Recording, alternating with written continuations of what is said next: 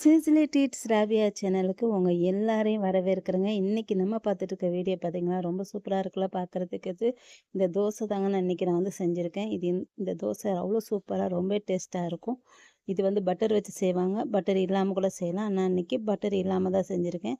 இந்த தோசை வந்து சும்மா சாப்பிடுறதுக்கு அவ்வளோ டேஸ்ட்டா இருக்குங்க. அதேமாரி நம்ம பிள்ளைங்களுக்கும் ரொம்ப பிடிக்கும்.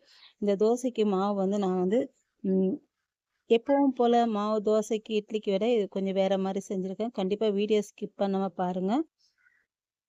பாருங்க எவ்வளோ கிரிஸ்பியாட்டு அவ்வளோ நல்லா இருந்துச்சு. இது வந்து ரொம்ப நேரம் அந்த கிரிஸ்பினஸ் வந்து இந்த தோசையில வந்து இருக்கும். அந்த அளவுக்கு இந்த தோசை நல்லா இப்ப நம்ம இந்த தோசைக்கு வந்து அரிசி, உளுந்து எவ்வளோன்னு சொல்லிட்டு பார்க்கலாம் வாங்க. அளவுகள் வந்து நான் சொல்லிடுறேன்.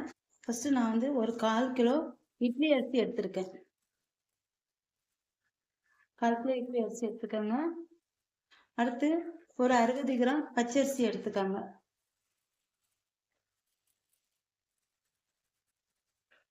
அடுத்து 100 கிராம் உளுந்து எடுத்துக்கோங்க. அடுத்து 50 கிராம் அவுல் எடுத்துக்கிறேன். அடுத்து 25 கிராம் கடலைப்பருப்பு. அடுத்து ஒரு 1/2 ஸ்பூன் வெந்தயம். இப்போ இது எல்லாத்தையும் நல்லா களைஞ்சிட்டு நான் வந்து ஒரு 5 மணி நேரம் இதை வந்து ஊற வச்சிடுறேன். இப்போ இதை நல்லா களைஞ்சிட்டு நான் ஒரு 5 மணி நேரம் ஊற வச்சிடறேன். இப்போ இதில் வந்து இது மட்டும் இல்லைங்க பொருள் வந்து இன்னும் 2 பொருள் வந்து இது மாவு அரைச்சதுக்கப்புறம் இதோட சேர்க்கணும். அது வந்து மாவு அரைச்சிட்டு நம்ம என்ன சேர்க்குறோம் அப்படின்னு சொல்லிட்டு பார்க்கலாம். இப்போ இதை நம்ம ஊற வச்சிருவோம். இப்போ பாருங்க இது நல்லா ஊறிடுச்சு. நல்லா களைஞ்சிட்டு லாஸ்ட்டில் வந்து நம்ம நல்ல தண்ணி ஊற்றி வச்சிடுங்க. இப்போ இந்த தண்ணியை ஊற்றி நம்ம வந்து நல்லா அரைச்சி எடுத்துக்கலாம் இப்போ.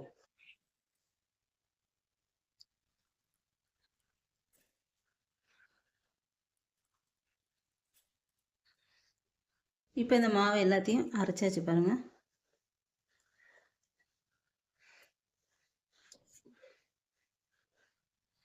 இப்போ நம்ம இது நல்லா கலந்து விட்டுக்கலாம். கலந்து விட்டுட்டு ஒரு 8 மணி நேரம் இதை வந்து வச்சிடுங்க, புளிக்க விட்டுருங்க. கரெக்டாக 8 மணி நேரம் இருக்கணும். அதுக்கடுத்து நம்ம இன்னும் 2 பொருள் சேர்க்கணும்னு சொன்னாங்களா, அது நல்லா மாவு புளிச்சதுக்கு அப்புறம் தான் சேர்க்கணும். இப்போ நான் இதை மூடி வச்சிடுறேன். இப்போ பாருங்க மாவு வந்து ஒரு 8 மணி நேரம் நல்லா புளிச்சிடுச்சு. இப்போ புளிச்சதுக்கப்புறம் நான் 2 பொருள் இதில் சேர்க்கணும்னு சொன்னேன் பார்த்தீங்களா, அதை இப்போ நம்ம சேர்த்துடலாம். என்னெல்லாம் பார்த்தீங்கன்னா ஒரு ஒரு 50 கிராம் மைதா மாவு சேர்த்துக்காங்க. இதோடி 1 ஸ்பூன் சர்க்கரை வந்து சேர்த்துக்கங்க. அடுத்து தேவையான அளவு உப்பு வந்து சேர்த்துக்கலாம். நம்ம உப்பு இன்னும் சேர்க்கலை, ஆனால் உப்பு தேவையான அளவு சேர்த்துக்கலாம். சேர்த்துட்டு இப்போ நல்லா மிக்ஸ் பண்ணிக்கணும். நல்லா கலந்து விட்டுக்கோங்க. நல்லா அடித்து கலந்து விட்டுக்கோங்க.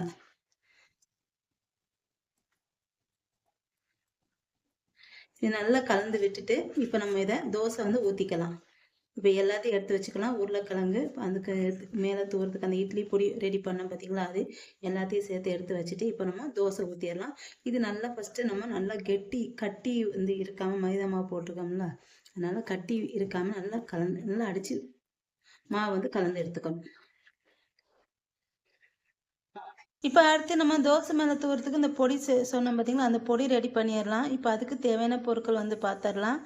75 கிராம் உளுந்து எடுத்திருக்கேன். அடுத்து வந்து 25 கிராம் கடலப்பருப்பு. நான் எல்லாமே வெயிட் அளவு தான் சொல்லுவேன், அது போட்டு பார்த்து வச்சுக்கோங்க. 75 கிராம் உளுந்து, 25 கிராம் கடலப்பருப்பு, ஒரு 2 ஸ்பூனு வந்து பெரிய ஸ்பூன் 2 ஸ்பூன் வந்து வெள்ளை எள்ளு, அடுத்து கருவேப்பிலை, ஒரு 12 பூண்டு பல், அடுத்து வந்து ஒரு 12 கிராம் மிளகா வத்தல். நான் வந்து கொஞ்சம் காரம் அதிகமாக தான் வைக்கிறேன். தோசை மேலே போடுறதுக்கு ரொம்ப நல்லாயிருக்கும். அதுக்காண்டி கொஞ்சம் காரம் அதிகமாக எடுத்துக்காங்க. இப்போ இது எல்லாத்தையும் எப்படி வறுக்குது அப்படின்னு சொல்லிட்டு பார்க்கலாம். இப்போ ஒரு பேன் வச்சுருக்கேன். இப்போ இதெல்லாம் ஒன்று ஒன்றா சேர்த்து நம்ம வறுத்து எடுத்துக்கலாம். ஃபஸ்ட்டு நான் வந்து கொஞ்சம் 1 ஸ்பூன் எண்ணெய் ஊற்றிட்டு உளுந்து சேர்த்துக்கிறேன். இப்போ உளுந்தை வறுத்துக்கலாம். உளுந்தையும் கடலப்பருப்பையும் சேர்த்தே வறுத்துக்கலாம். நம்ம மிதமான தீ வச்சு வறுத்துக்கோங்க.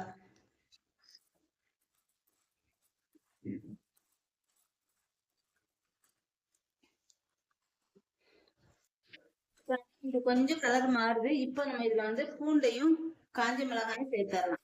சேர்த்துட்டு இதையும் சேர்த்து இதோட வறுக்கலாம். ஃபுல் லோ ஃப்ளேம்ல வச்சுக்காங்க, வச்சுட்டு வறுத்துக்காங்க. அடுத்து இதோட கருவேப்பிலையும் சேர்த்துக்கிறேன்னா, சேர்த்துட்டு ஃபுல் லோ ஃப்ளேம்ல வச்சுட்டு நல்லா வறுத்து எடுத்துக்காங்க. பருப்பெல்லாம் கலர் மாறுது பாத்தீங்களா, இந்த மாதிரி நல்லா சிவக்க வறுத்துக்கணும். இப்போ இதோடய நான் கடைசியா கொஞ்சமாட்டு புளி சேர்த்துக்கிறேன். புளி எவ்வளோனா ஒரு கொட்டைப்பாக்கு அளவு சேர்த்துக்கோங்க. ரெண்டு கொட்டைப்பாக்கு அளவு சேர்த்துக்கோங்க. கொஞ்சம் புளிப்பு தூக்கலா இருக்கணும். அதுக்காண்டிதான். அவ்வளவுதாங்க. இப்ப இது எல்லாத்தையும் வறுத்தாச்சு. இப்ப இதை எடுத்து வச்சுக்கலாம். இப்ப இதுல எள்ளு சேர்த்து வறுத்துக்கலாம்.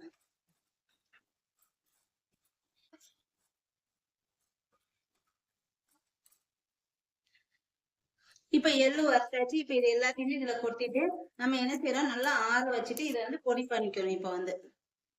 இப்ப பாருங்க, இது நல்லா ஆறிடுச்சு. இப்ப நான் ஒரு ஜார் எடுத்துக்கிறேன். இந்த ஜாரை வந்து நல்லா தொடச்சி எடுத்துக்கோங்க. தொடச்சி எடுத்துட்டு இப்ப இதை நம்ம இதுல சேர்த்துக்கலாம்.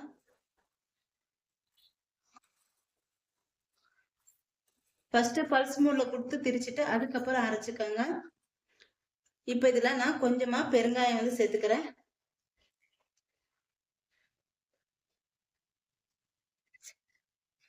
சேர்த்துட்டு அடுத்து இதுல தேவையான அளவு உப்பு, கொஞ்சமா உப்பு சேர்த்துக்கலாம். சேர்த்துட்டு இருக்கிறது எல்லாத்தையுமே நல்லா கொட்டிக்கலாம். கொட்டிட்டு இதை நம்ம இப்போ பொடி பண்ணி எடுத்துக்கலாம். இந்த மாதிரி பொடி பண்ணி எடுத்துக்கோங்க. ரொம்ப நைஸா அரைக்க வேணாம், கொஞ்சம் குறக்குறப்பாவே இருக்கட்டும். இப்பதான் அந்த தோசை மேல புத்துவரத்துக்கு ரொம்ப நல்லா இருக்கும். இந்த மாதிரி குறக்குறப்பா இருந்துச்சுன்னா நம்ம சாப்பிடறதுக்குமே நைஸா பொடி பண்ணா அவ்வளவு நல்லா இருக்காது. கொஞ்சம் குறக்குறப்பா பண்ணாதான் நல்லா இருக்கும். இப்ப இதை பொடி வந்து ரெடி பண்ணியாச்சு. அடுத்து வந்து நம்ம என்ன செய்யுதுன்னு பார்க்கலாம். இப்ப இதையும் ஒரு ஓரமா எடுத்து வச்சிடலாம். அடுத்து நம்ம வந்து இப்போ உருளைக்கிழங்கு மசாலா வந்து செஞ்சிடலாம். இப்போ உருளைக்கிழங்கு மசாலாவுக்கு தேவையான பொருட்கள் பார்த்துடலாம். 2 மீடியம் சைஸ் வெங்காயம் எடுத்திருக்கேன். இதை வந்து நீளமாக கட் பண்ணிவிட்டு 2ஆக கட் பண்ணி எடுத்திருக்கேன். அடுத்து 2 பச்சை மிளகாய் எடுத்திருக்கேன். 2 பெரிய உருளைக்கிழங்கு வேக வச்சு எடுத்து வச்சுருக்கேன். ஒரு அரை ஸ்பூன் இஞ்சி பூண்டு பேஸ்ட்டு. இப்போ இதுக்கு எப்படி செய்கிறது சொல்லிட்டு பார்க்கலாம். இப்போ ஒரு பேன் வச்சுருக்கேன். அதே பேன் இப்போ இதில் வந்து கொஞ்சமாக இந்த 1 ஸ்பூன் எண்ணெய் ஊற்றிருக்கேன். ஊற்றிட்டு இந்த எண்ணெய் காஞ்சதும் இதெல்லாம் கொஞ்சம் கடுகு சேர்த்துக்கலாம். கடுகு, கடலைப்பருப்பு, அடுத்து கொஞ்சமா உளுந்தம் பருப்பு, அடுத்து கொஞ்சம் கருவேப்பிலை, இதெல்லாம் போட்டு நல்லா பொரிய விட்டுக்கணும்.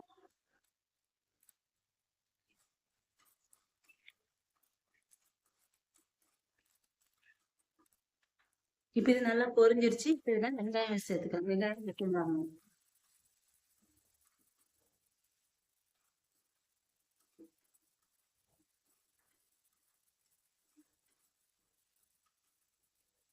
பாருங்க, வெங்காயம் வந்து ரொம்ப வதங்க வேண்டாம், இந்த பாதி அளவு வதங்கினா போதும். இப்ப இதுல நான் வந்து ஒரு அரை ஸ்பூன் மிளகாத்தூள் சேர்த்துருக்கேன். அடுத்து ஒரு 1/4 ஸ்பூன் மஞ்சள் தூள் வந்து சேர்த்துக்கிறேன். சேர்த்துட்டு இதையும் சேர்த்து நல்லா வதக்கிக்கலாம். வதக்கிட்டு இப்ப இதுல தேவையான உப்பு சேர்த்துக்கோங்க. சேர்த்துட்டு இப்போ உருளைக்கிழங்கு சேர்த்துக்கலாம். சரி, ஒரு அரை ஸ்பூன் இஞ்சி பூண்டு பேஸ்ட் சேர்த்துக்கிறேன். சேர்த்துட்டு வதக்கிக்கங்க. வதக்கிட்டு இப்போ உருளைக்கிழங்கு சேர்த்துடலாம்.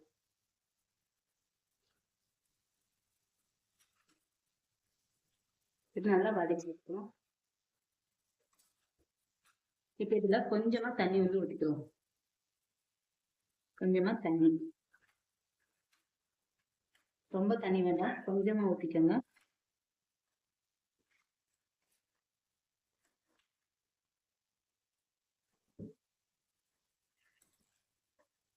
நல்லா வந்து உருளைக்கிழங்கு மசிச்சு விட்டுக்கலாம்.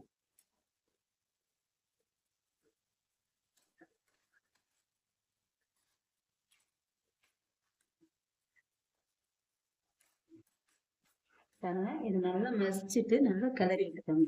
விட்டுட்டு இப்ப இதில் கடைசியா மல்லித்தூளை தூவி இறக்கிடலாம்.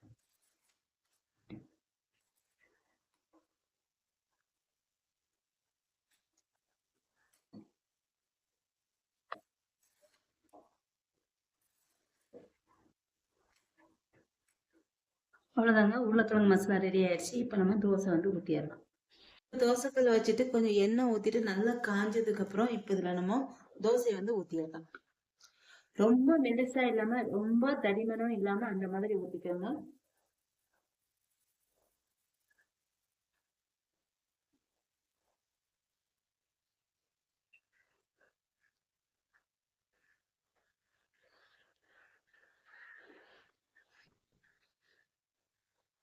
இப்போ நம்ம இது மேலே பொடி பண்ணி வச்சிருக்க பொடியை வந்து தூவிக்கலாம்.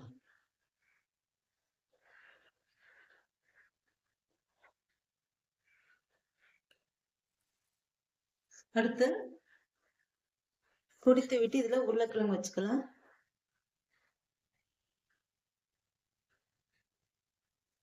ஒரு பக்கமாத்து வச்சா போதும். வச்சுட்டு அப்படியே நம்ம மடக்கிக்கலாம். இது வந்து இந்த தோசை சும்மா சாப்பிடவே ரொம்ப டேஸ்டா சூப்பரா இருக்குங்க. அவ்வளோ நல்லா இருக்கும் இந்த தோசை வந்து. இது வந்து இதுக்கு தேங்காய் சட்னியும் ரொம்ப நல்லா இருக்கும். அதே மாதிரி இந்த உருளைக்கிழங்கு நம்ம வந்து இந்த மேல பொடி போட்டிருக்கோம் பார்த்தீங்களா, அதுக்கு பதிலா காஞ்ச மிளகாய், பூண்டு, புளி இந்த மூணையும் நல்லா ஊற வச்சுட்டு அரைச்சிட்டு இது மேல சேர்த்துட்டா கூட அதுவும் ரொம்ப நல்லா இருக்கும். மசால் தோசைக்கு மெயினா அதுதான் செய்வாங்க. இது வந்து வெண்ணெய் தோசைங்கிறதுனால இது வந்து நான் என்ன பண்ணியிருக்கேன்னா பொடி வந்து தூவிருக்கேன். இப்போ இந்த தோசை வந்து நல்லா வெந்ததுக்கு அப்புறம் இதை நம்ம திருப்பக்கூடாது, அப்படியே மடக்கிடணும். ஏன்னா இது வந்து அப்படியே லோ மீடியம் ஃப்ளேமில் வச்சுக்கணும். நம்ம வந்து ஹை ஃப்ளேமில் வச்சுக்கூடாது. நல்லா தோசைகள் காஞ்சதுக்கு அப்புறம் தோசை ஊற்றிட்டு மீடியம் ஃப்ளேமில் வச்சுடுங்க. அது அப்படியே நல்லா கிறிஸ்பியாட்டு நல்லா செவந்து வரும் தோசை வந்து.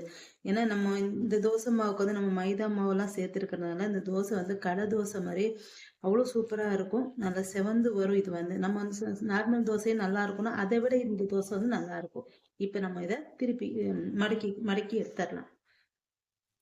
தோசை பாருங்க எவ்வளோ கோல்டு கலர்ல சிவப்பா வந்திருக்குன்னு. தோசை வந்து ரெடி ஆயிடுச்சுங்க. எவ்வளோ கிறிஸ்பியாக நல்லா இருக்கு பாருங்க. இது வந்து தோசை வந்து ரொம்ப நேரத்துக்கு அப்படியே கிறிஸ்பியாகவே இருக்குங்க. அதேமாரி நம்ம பிள்ளைங்களுக்கு ரொம்ப பிடிச்சமான ஒன்று. இது வந்து எல்லாருமே விரும்பி சாப்பிடுவாங்க. கண்டிப்பாக நீங்களும் ட்ரை பண்ணி பாருங்கள். ரொம்பவே சூப்பராக இருக்கும். கண்டிப்பாக என்னோடய சேனலில் என்னோடய வீடியோ வந்து பிடிச்சிருந்துச்சுன்னா கண்டிப்பாக ஒரு லைக் போட்டு விட்டுடுங்க. அப்படியே என்னோடய வீடியோஸ் எல்லாம் பிடிச்சிருந்துச்சுன்னா இதேமாதிரி வீடியோஸும் நீங்கள் பார்க்கணும் அப்படின்னு நினச்சிங்கன்னா என்னோடய சேனலை மறக்காமல் சப்ஸ்கிரைப் பண்ணி வச்சுட்டு அப்படியே உன் ஃப்ரெண்ட்ஸுங்களுக்கும் என்னோடய சேனலை வந்து ஷேர் பண்ணி விட்டுக்கோங்க.